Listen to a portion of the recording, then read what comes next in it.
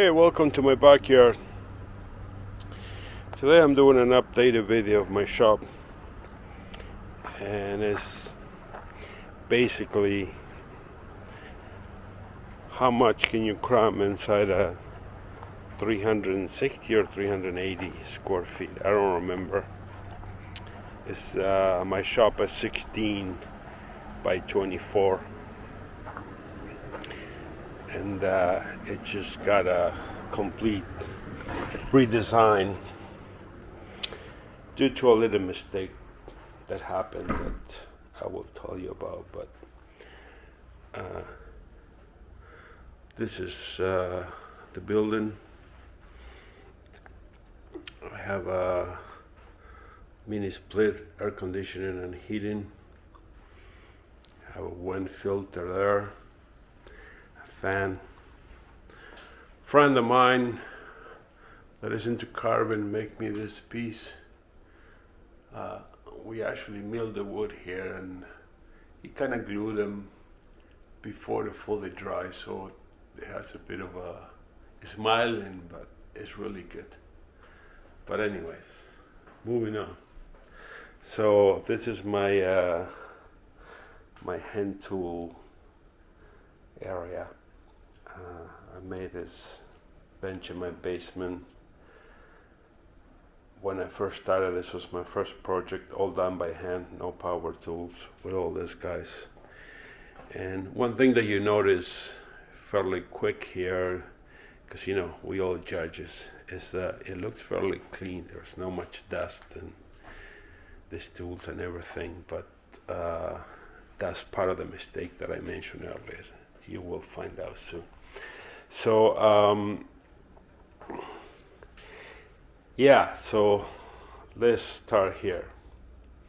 So this is a bench that got built twice, and as you move forward with working, you're gonna realize that I see people setting stuff up on paper, and I did it myself. I planned it for like a whole year, and it didn't work at all. When you start doing stuff, you find out that you know, there are certain places you feel comfortable working, facing certain way, and you want certain tools near a certain thing, and none of it can be planned.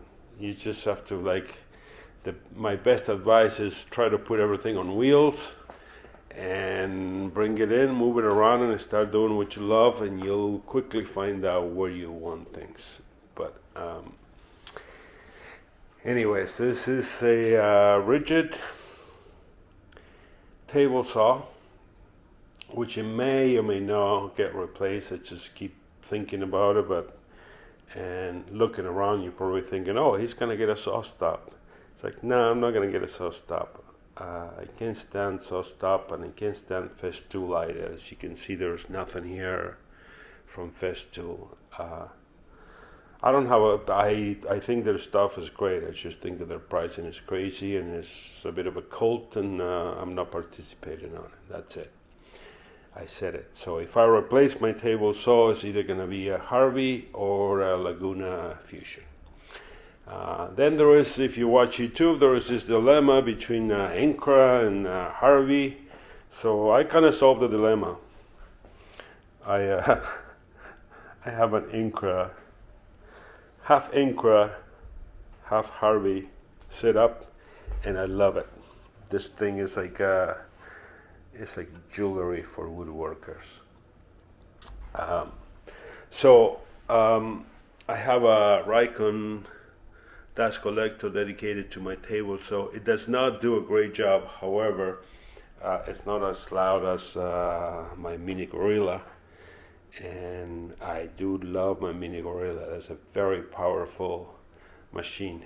It's a bit on the loud side, but it's one thing that I should have bought. It should have been really the first or second tool that I bought.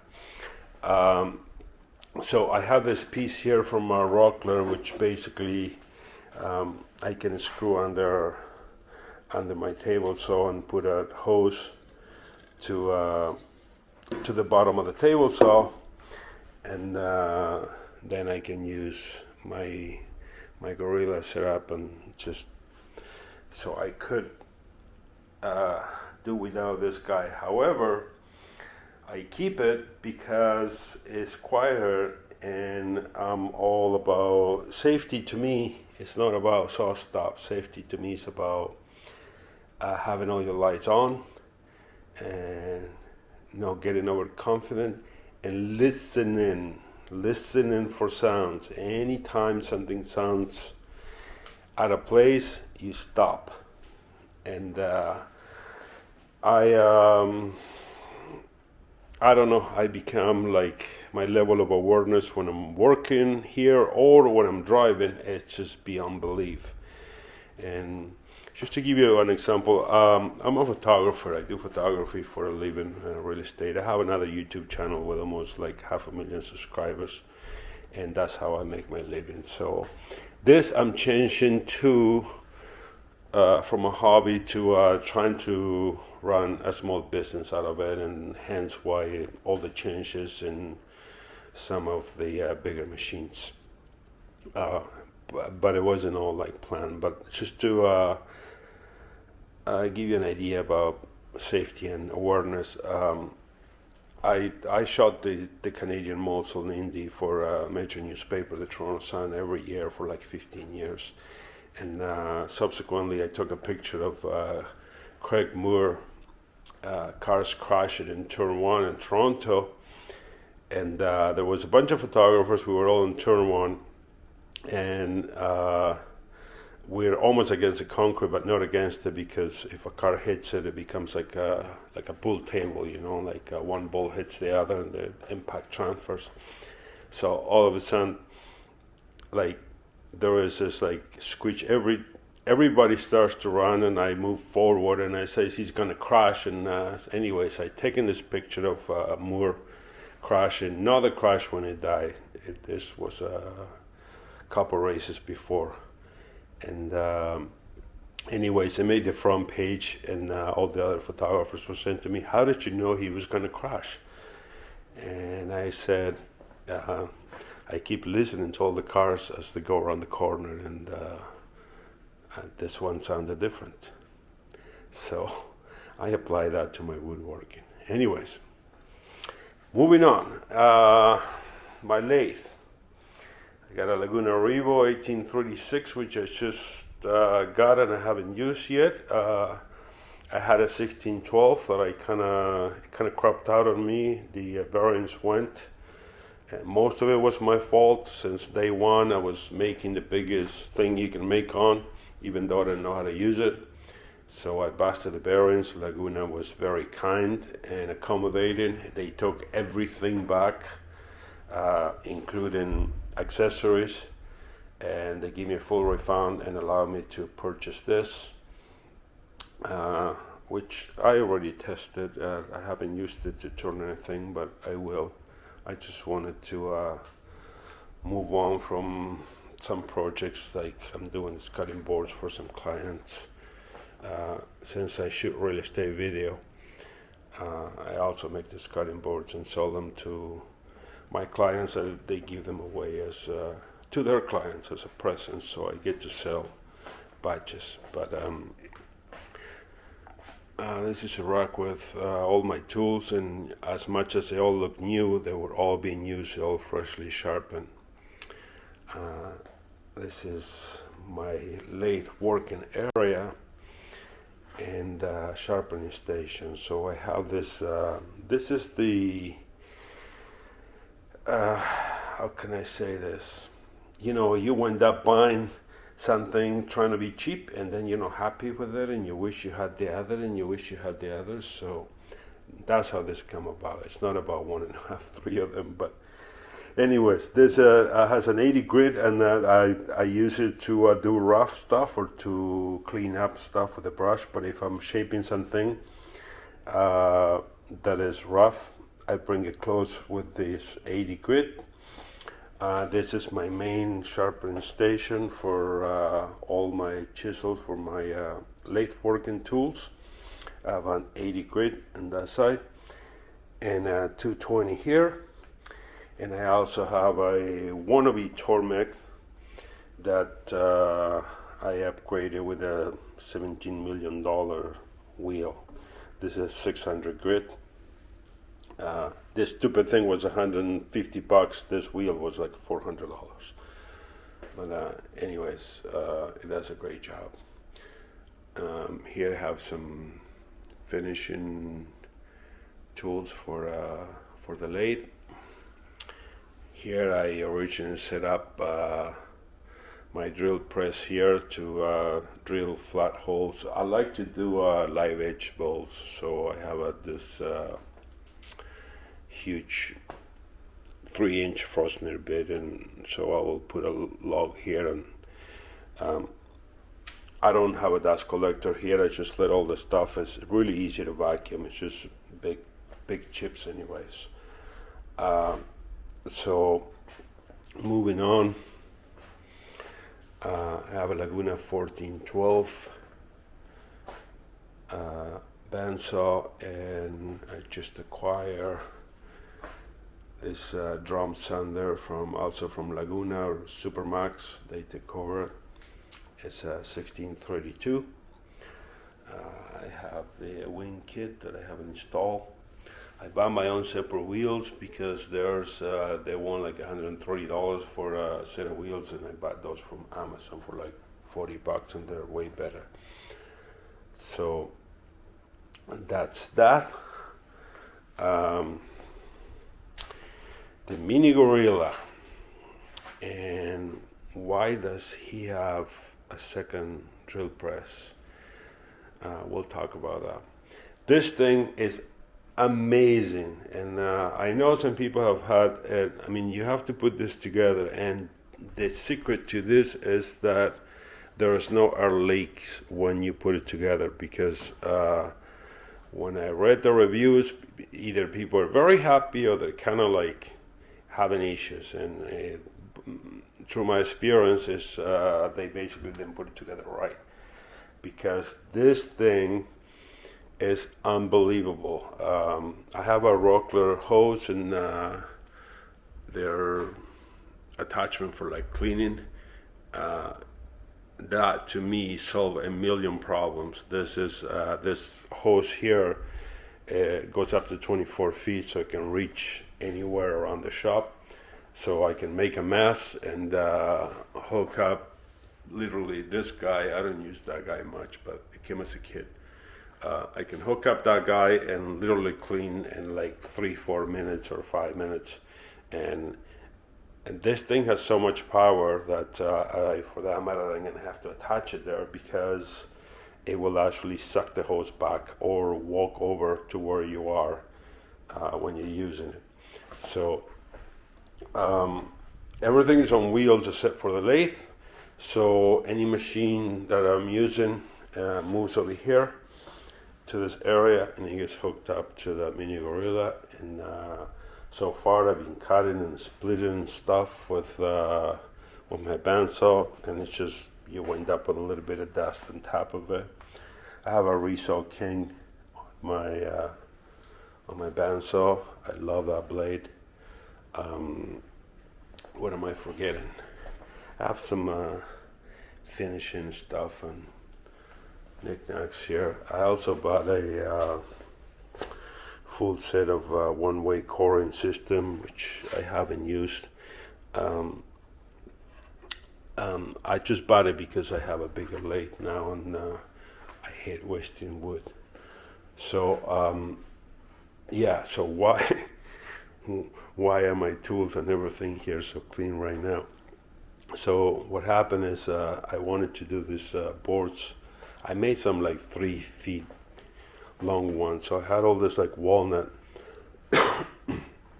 and I ran them through my planer, which has its own dust collection. So it's my DeWalt planer.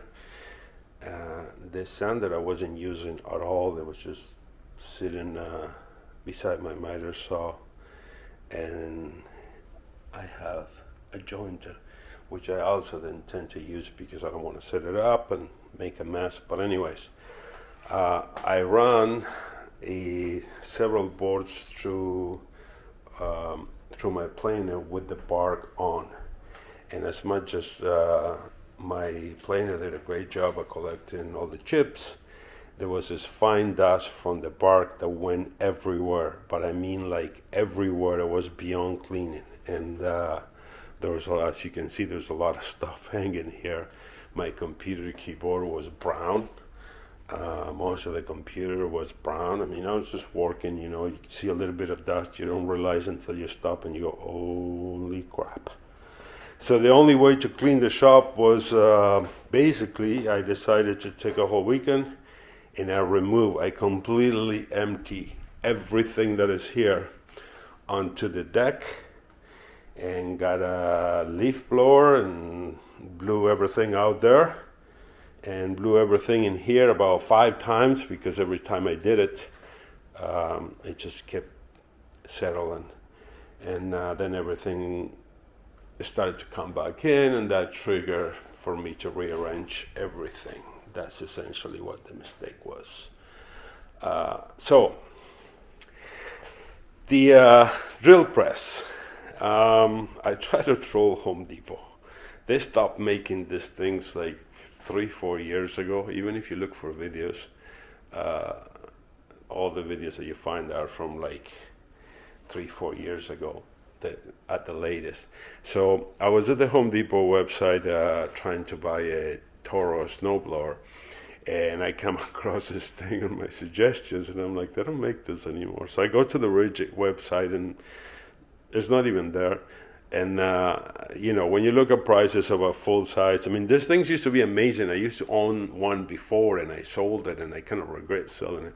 So I thought, well, I'm gonna troll them because even the price was like $400 something. What if you look at anything, even from like Craft Deck? I have that one. I think it was like $700, and the full, the floor one is like $1,400. So this thing was like $400 something, and I thought, I'm gonna put it in my cart and just troll these guys and have them refund my money. Well, I don't think I have to tell you the ending, because 3 days later this thing showed up on my door, and I'm like, holy crap. So anyways, I didn't really need it or have room for it, but it's part of the family now, so something to talk. And here is again, you know, you buy small because you don't want to spend money on the big one, and then you're never happy. I mean, I'm glad that I have both of them. I just broke the blade, and I have to replace it. This is a 10-inch Rikon. It's a great little machine, but if I have to look at it all over again, I shouldn't have bought the small lathe. I shouldn't have now bought the 10-inch. I should have bought that to begin with. I should have bought this to begin with, and I should have bought that to begin with rather than this thing here. So my quasi miter station is just a rigid $100 something saw. It works beautifully. I don't care for a sliding saw.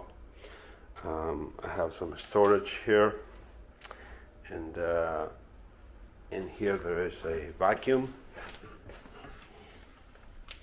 It's a rigid vacuum that is hooked up to this little cyclone, and that connects to either this guy or the small bandsaw. It actually, the dust collection in this thing is great.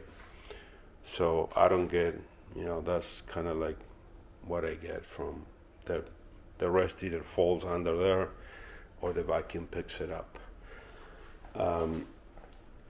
And this side is probably one of my best investments I ever made. This is Mirka, and when they say dustless sanding, it's truly dustless sanding. I just finished sanding all this stuff here, and this is how much. I mean, it's really like pieces that fall from the bark. No, there was nothing, absolutely nothing. I mean, it comes with this own triple filter vacuum. I mean, it's a $1,700 unit, but again,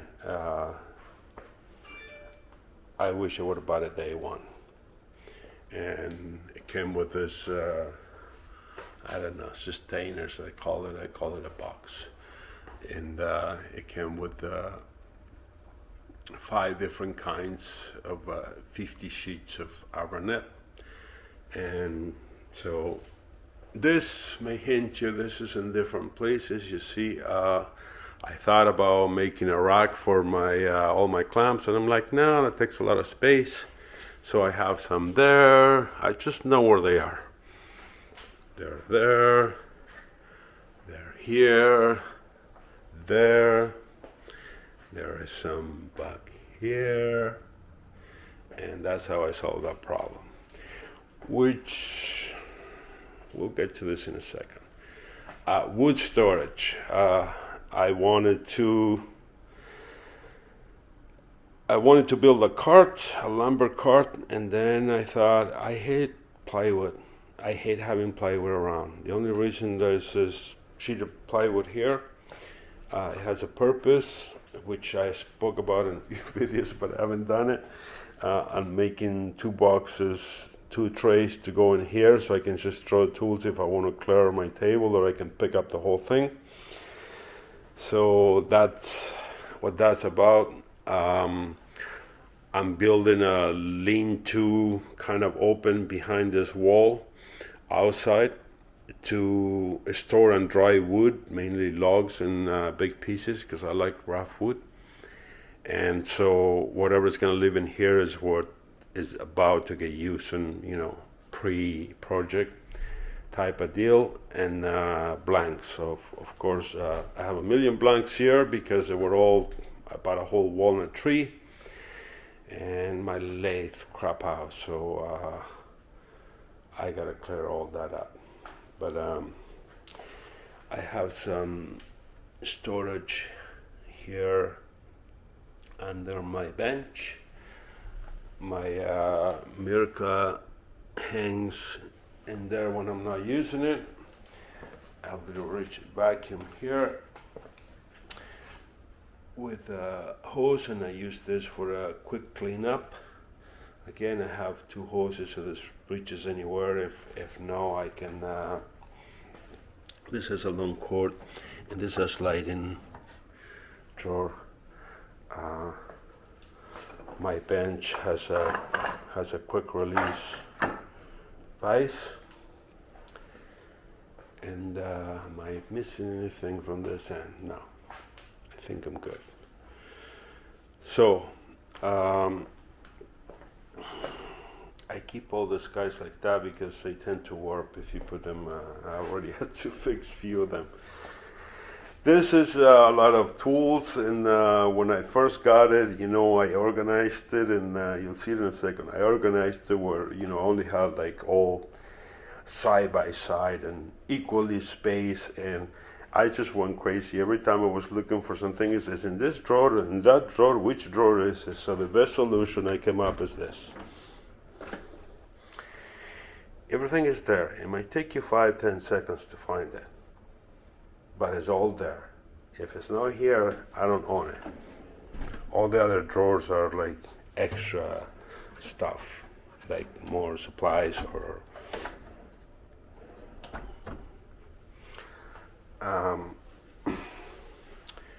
this sander now I use a lot because I wheel it over there. Same thing with this guy, goes outside. That guy goes outside too. He's not attached to anything, neither one of these 2, because I think once I do my my cover storage, wood storage outside, these guys will have a base where they will move out in the summer and live out there, and in the winter they will come here. And this is my tinkering corner here. I have some Brandon irons there, and my set your shop on fire machine. And yes, I do have a fire extinguisher. I think we should all have one. And another thing that I was reluctant to buy, and I'm glad I did, is this guy here. So, you know, all your oily stuff goes in there, so you don't set your shop on fire. And then there is this the wall thing that kind of looks like, oh, look how many tools I got. I don't care for that. I care that that everything has a place, and that's what works for me. Before, I started to try to put everything away so it won't get dusty, and I can never find anything. Now, even if I want to clean up, it's very simple. Here's a couple things. Here's a couple clamps. I know they go over there. This guy here. There's a missing space right there. And within a few minutes, I can clear out my working space because I know where everything goes. There's a place for everything, and I think that's something that we failed to do. So, yeah, moving forward, I want to do a couple videos. I experienced few things going through all this, and especially with the lathe, and I believe that what we do is being hindered by a couple things, by marketing and by the amount of videos that we watch, and, you know, channels. Everybody wants to be an influencer or a YouTuber, and there's a couple important things to talk about as to where you're going with what you're doing, and you have to question yourself as to why you're doing what you're doing, and are you enjoying it, or are you just trying to follow somebody? And the short version of it is, like, you know, it will be like a simple question: why did Picasso did not paint the Mona Lisa, or his version of the Mona Lisa? Is it because Da Vinci didn't make a video on YouTube with instructions for it? I don't think that was the case. You know, everybody's like, oh, somebody makes something, and everybody's like, oh, do you have the plans for that? I want to make that. And then what exactly are you making? You're not creating anything. You invest in a crap load of money, and where are you going? You're just waiting for somebody to design something, and then, you know, buy the plans and try to duplicate it. Can you imagine if Picasso tried to make his own version of everything that Da Vinci did? I don't think that would have worked. So I don't believe in plans.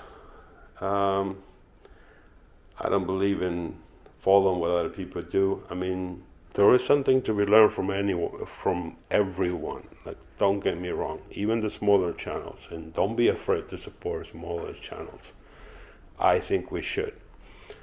But at the same time, you know, pick up information or give suggestions. For me, making this YouTube channel is more about, you know, creating a group of like-minded digital friendship where we can share information and help each other out and support each other.